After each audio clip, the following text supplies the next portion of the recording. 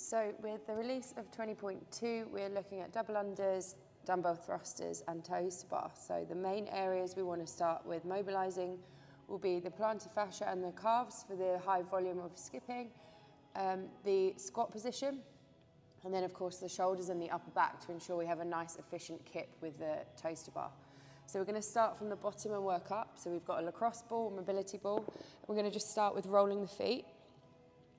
So you want to spend up to 2 minutes rolling each foot, and notice it's a firm pressure and a slow, methodical move of the ball.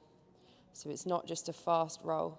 So a side-to-side movement under the base of the toe joints to spread the joints of the feet, and then a back and forth firm roll from heel to front of the foot to work the length of the plantar fascia. So 1 to 2 minutes here.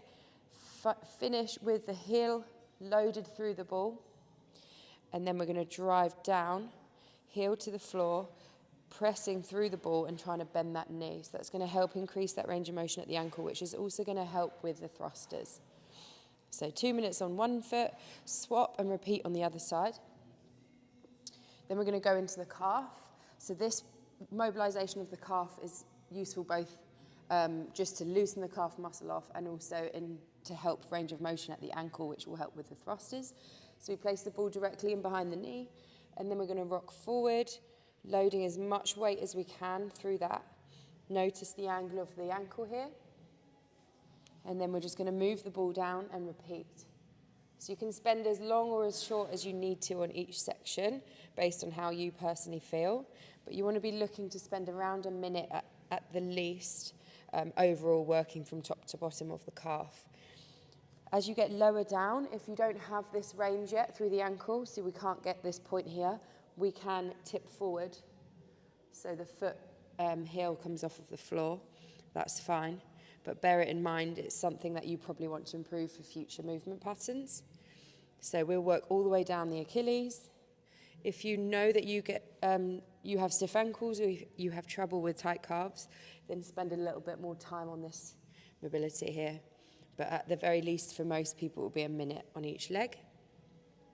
So we've done the foot and the calf. We're now going to work up into mobilizing through the hips for the squat. So very simple lunge position. Just drive the knee forwards and push the knee out. Pulse for 10. And then you're just going to swap sides.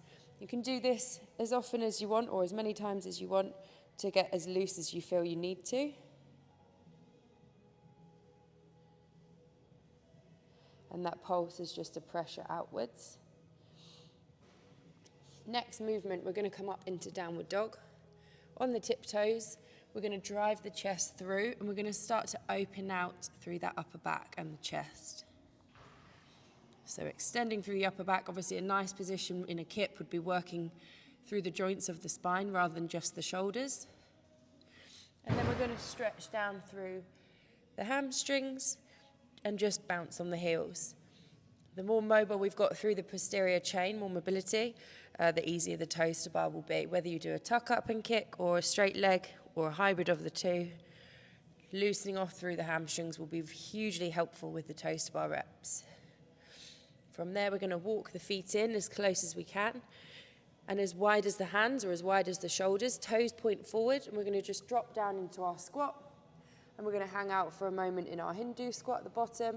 So really mobilize that bottom position.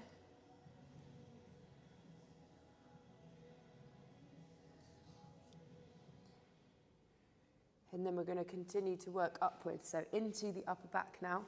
Foam roller, bra strap height, so mid upper back position. Lower abs tight, so lower back will be nice and flat. Hands behind the head. Pull the elbows apart, and then lift the chest to the ceiling and focus on extending through the upper back, exactly where the roller is pressing on. Draw the chin in, and then repeat.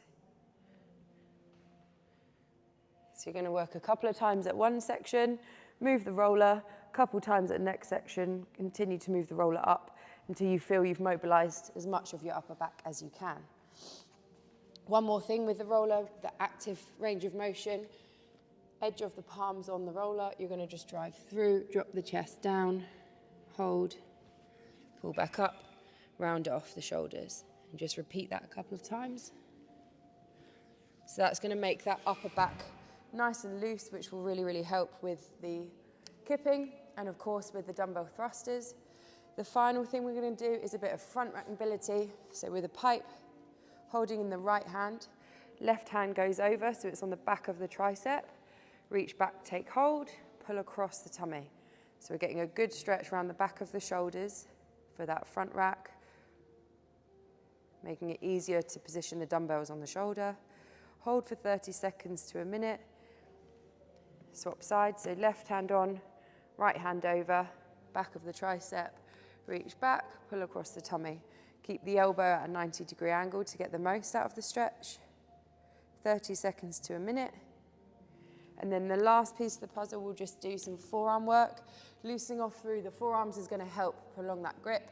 So we don't want to start the workout, which is all about grip and shoulders, with anything tight through the upper body. So we're going to extend the hands back, point the fingertips towards the knees, and gently just pull back and stretch up the forearms.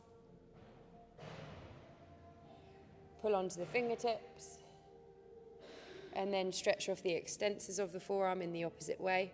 Fingers towards you and pull back, focusing on keeping the elbows nice and straight. Repeat any or all of those movements. Focus on the areas that you feel most restricted.